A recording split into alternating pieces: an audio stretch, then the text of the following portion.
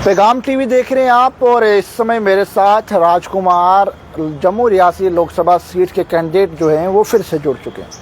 कुछ दिन पहले जो है वो कई सोशल मीडिया पोर्टल्स द्वारा खबर की जाती है कि जहां पर राजकुमार द्वारा ये कहा जाता है कि मेरे पर हमला किया गया, और वो तस्वीरें भी आपको दिखाने की कोशिश करूंगा कि जहां पर अभी भी आप देखते हैं वो निशान यहीं पर है। इस निशान पर जो है वो राजकुमार जी कह रहे थे कि मेरे पर जो है वो तेज़दार हथियार से जो है हमला किया गया। लेकिन अब राजकुमार एक सवाल निशान जो है वो जम्मू कश्मीर पुलिस पर खड़ा कर रहे हैं। आखिरकार जिसके लिए मैंने रिटर्न कंप्लेन दी थी और जिसकी मुझे कार्रवाई चाहिए थी, आखिरकार उस कंप्लेन की जो है वो क्यों नहीं कार्रवाई हुई, और जहां पर जिस एप्लीकेशन मैंने दी नहीं और उसकी एफआईआर कॉपी जो है वो मुझे भेज दी गई। इस वक्त मेरे साथ राजकुमार हैं। राजकुमार जी, क्या लग रहा है, आखिरकार हर बार राजकुमार पर ही इस तरह के काम हो रहे हैं? सर, सबसे पहले तो आपका बहुत बहुत धन्यवाद। इलेक्शन के 26 अप्रैल के बाद बहुत 8-10 दिन के बाद आपके साथ मुलाकात हो रही है।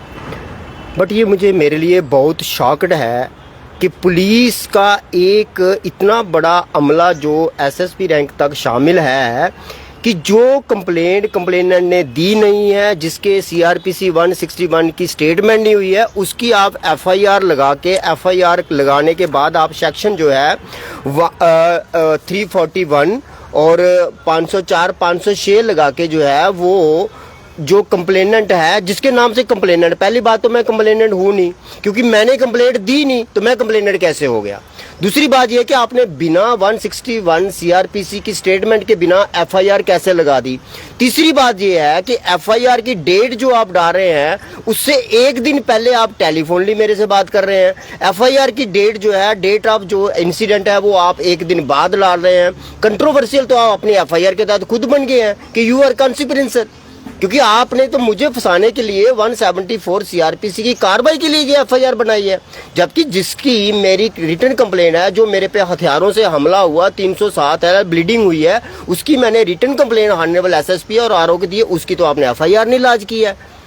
तो सवाल ये है कि ये जो एफआईआर है इसका लॉन्च करने का आपका मकसद क्या था? 174 सीआरपीसी की कार्रवाई करने के लिए, या मुझे किसी तरीके से आपने काउंटिंग से पहले अरेस्ट करने की जो प्लानिंग है वो बना रखी है? राजकुमार जी, एक सवाल आम जनता के भी दिमाग में है कि आखिरकार क्यों हर बार जो है राजकुमार पे ही इस तरह के काम किए जाते हैं, और राजकुमार क्यों? क्या राजकुमार सच्चाई के साथ लड़ रहा है, या राजकुमार सच्चाई जो है वो समाज को दिखाना चाहता है, या राजकुमार का कोई निजी कोई और मामला है?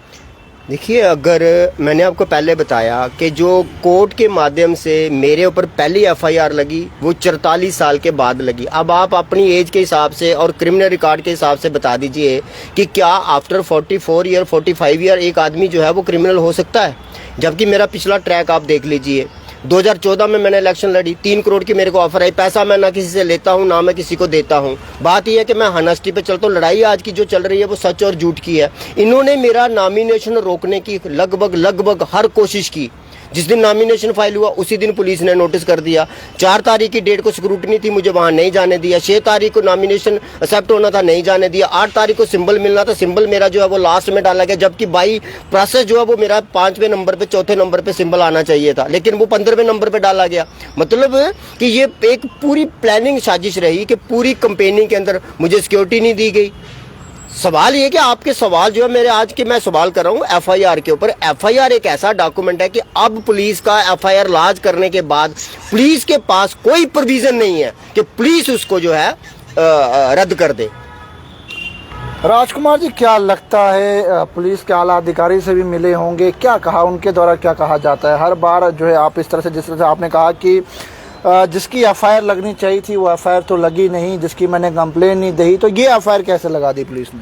देखिए, अगर आप मेरा 2 तारीख को नॉमिनेशन हुआ है, 2 तारीख को मुझे नोटिस आया, 3 तारीख को मेरी आरओ के पास कंप्लेंट है रिटर्न में कंप्लेंट है कि डीजीपी और जो पुलिस का अमला है, नॉमिनेशन मेरा फाइल होने के बाद मेरी जो है प्लानिंग कर रहे हैं, मे बी पॉसिबिलिटी मर्डर की हो या मे बी पॉसिबिलिटी कि मेरा नॉमिनेशन रद्द करवाने हो, कृपया इसकी जांच करवाई जाए। लेकिन वो आज तक 6 कंप्लेनें जो हैं वो एज इट इज पड़ी हैं, जिसमें से एक जुगल किशोर की है, एक रमन बल्ला की है और एक अंकुर शर्मा की है। इन तीनों के खिलाफ जो है मिसयूजिंग ऑफ द पावर, जो इलेक्शन कमीशन ऑफ इंडिया की गाइडलाइंस है उनकी वायलेशन है। 26 नंबर फार्म रमन बल्ला और जो अपना जुगल किशोर जी दोनों ने किया हुआ है, और दोनों के जो है ऑन रिकॉर्ड ट्रैक हैं, दोनों की फैक्ट्रियां जो NPR में है। सवाल ये है कि पुलिस के खिलाफ अगर मैं कंप्लेन कर रहा हूं तो पुलिस ये बार बार कर रही है, एक बार नहीं कर रही है। पुलिस को ये आज की तारीख में एक बहुत बड़ा ब्लंडर लग रहा है। मैं आपको 101% गारंटी देता हूं कि पुलिस मुझे काउंटिंग में भी जाने नहीं देगी, ये कन्फर्म है। और काउंटिंग में अगर मैं चला भी गया तो वहीं से ये मुझे अरेस्ट भी कर लेगी, या ये आज आप नोट कर लीजिएगा। राजकुमार जी, क्या लगता है आपको, सच बोलने के लिए आपको जो है वो रोका जा रहा है, चाहे वो पुलिस हो, चाहे वो पॉलिटिकल पार्टीज हो? जिस तरह से आप बार बार जो है वो इनके स्कैम्स की बात करें, चाहे वो भाजपा हो चाहे वो कांग्रेस हो, कई पिटीशंस भी जो है आपके द्वारा इलेक्शन कमीशन के ऊपर जो है वो दारिज की गई। क्या लग रहा है सच में इलेक्शन कमीशन भी जो है वो सही कार्रवाई करेगा इनके खिलाफ, जिस तरह से आपने पिटीशंस दी हुई? देखिए, मैंने आपको पहले भी कहा था, पिछली बाइट में भी कहा था कि जीत हमेशा सच की हुई है। राम जी अकेले थे, रावण जी के पास हमला था, अगर जीत जो है वो सच की हुई, राम जी की हुई। यही हाल इनका है। चंडीगढ़ की पिटीशन के बाद आपको एक बात मैं कंफर्म बता दूं कि चंडीगढ़ की पिटीशन के बाद जो honourable supreme court of India है वो थोड़ा अलर्ट हो गया। बेशक जो है आर्टिकल 226 की जो रिट है वो मैं नहीं फाइल कर रहा हूं, मैं आर्टिकल 32 में डायरेक्ट सुप्रीम कोर्ट जा रहा हूं। उसके लिए मैंने ड्राफ्ट भी बता दिया, सारे एफिडेविट्स मेरे पास आ गए हैं। लेकिन सवाल यह है कि मेरी जो जंग है, जो लड़ाई है, वो सच्चाई के साथ है और जीत हमेशा सच्चाई की हुई है। चलिए, इस समय मेरे साथ राजकुमार जी थे, और जिस तरह से इनके द्वारा ये कहा जा रहा है कि कुछ समय पहले इनके ऊपर हमला किया जाता है, और जिस तरह से पता नहीं कौन से लोग वो थे, इनके द्वारा जो है वो रिटर्न एप्लीकेशन दी जाती है। कौन से पुलिस स्टेशन में आपने दी थी? देखिए, ये जो आपके ऊपर हमला हुआ था, कौन से? वो तो एरिया जो है वो जानीपुर का है। ये FIR जो लाज की गई ये गांधीनगर की है, और इसमें FIR में जो 3 पॉइंट डाले हैं, तीनों की तीनों फेक हैं। एक तो इसमें सेक्शन जो है वो गलत डाली गई, वेन्यू गलत डाला गया, टाइम गलत डाला गया, और सबसे बड़ी बात यह कि मेरी रिटर्न कंप्लेंट ही नहीं है। जो रिटर्न कंप्लेंट आपने दी थी जब आपके ऊपर हमला हुआ था, वो कहाँ पे दी थी? वो मैंने जनाब SSP और रिटर्निंग अफसर दोनों को कॉपी की हुई है। दोनों को मैंने रिटर्न में दी और दोनों को मैंने रिटर्न में दे रखी है। लेकिन उसकी जो मेरे को ये टोके से बाहर हुआ, 3 लोग आए थे, गाड़ी में आए थे, और मैं भी वहां पे 363 की पूरी तैयारी थी, लेकिन मैं बच गया क्योंकि लोग वहां पे इकट्ठे हो गए। लेकिन जो रिटर्न में कंप्लेंट है उसकी FIR नहीं है, और ये जो है ये कंप्लेंट उन्होंने सिर्फ मेरे को 174 CRPC की कार्रवाई के लिए फंसाने की पूरी साजिश की, और ये फेल है। अब इनके पास इसको रद्द करने की कोई पावर नहीं है, और ये कोर्ट के माध्यम से ही क्लोजर रिपोर्ट होगी, या मुझे ये केस जो है जो ऑनरेबल सुप्रीम कोर्ट में अपनी पिटीशन में ये मेंशन करके इसको ट्रांसफर करवाना पड़ेगा। तो चलिए, इस समय राजकुमार के द्वारा जो है कई सवाल निशान जो है वो खड़े किए कि जाहिर सी बात इनका कहना है कि जिस एप्लीकेशन जो मैंने दी थी, जिसके ऊपर मेरे पर हमला हुआ था, वो तो FIR में कन्वर्ट नहीं हुई, लेकिन जिसके लिए मैंने एप्लीकेशन भी नहीं दी है और ना ही मैंने कोई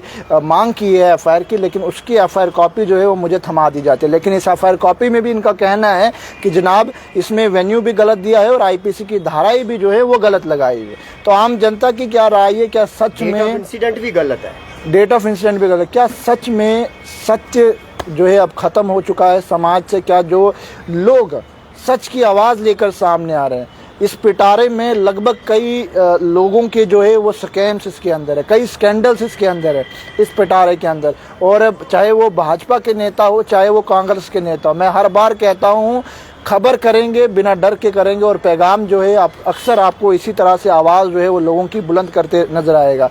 राजकुमार ने जो है कई पटिशन्स भी दायर की हैं कि आखिरकार किस तरह से जम्मू कश्मीर के अंदर जो है वो चाहे भाजपा के नेता हो चाहे वो कांग्रेस के नेता हो, सब ने जो है वो स्कैम्स करके रखे हैं, और सभी जो है इस समय जो है वो काफ़ी ज़्यादा पैसा जो है उन्हें वो बैंकों का लौटाना है और कई कंपनीज का लौटाना है। लेकिन इतना कुछ करने के बाद भी जो है वो राजकुमार के ऊपर हमला भी हुआ, जिस तरह से उन्होंने कहा कि टोके से कई लोग आए, इन्हें डराने की कोशिश की गई, लेकिन उसके बाद जो है उसकी अभी तक भी FIR कॉपी जो है वो नहीं लगी है, और आखिरकार उनके खिलाफ भी अभी तक कोई कार्रवाई नहीं हुई है। कई सोशल मीडिया पोर्टल्स ने जो है उसकी खबर चलाई, लेकिन अभी तक कोई भी कार्रवाई जो है वो नज़र नहीं आई। तो आम जनता किस तरह से अगर सच का साथ देती है तो किस तरह से जो है वो कार्रवाई होनी चाहिए, और अगर आप भी जो है हमेशा सच के साथ चलते हैं तो इस वीडियो को साथ ही साथ शेयर ज़रूर कीजिएगा। हमारे लिए नहीं बल्कि राजकुमार की जो सच्चाई की आवाज़ है उसे कहीं ना कहीं जो है आला अधिकारियों तक पहुंचाने की कोशिश कीजिएगा। वीडियो को साथ ही साथ शेयर कीजिएगा और कमेंट सेक्शन में जो है वो अपनी राय भी ज़रूर रखिएगा। यूं ही पैगाम TV की खबरों को फॉलो, लाइक, शेयर करना ना भूलेगा। कैमरामैन राजवीर के साथ जम्मू।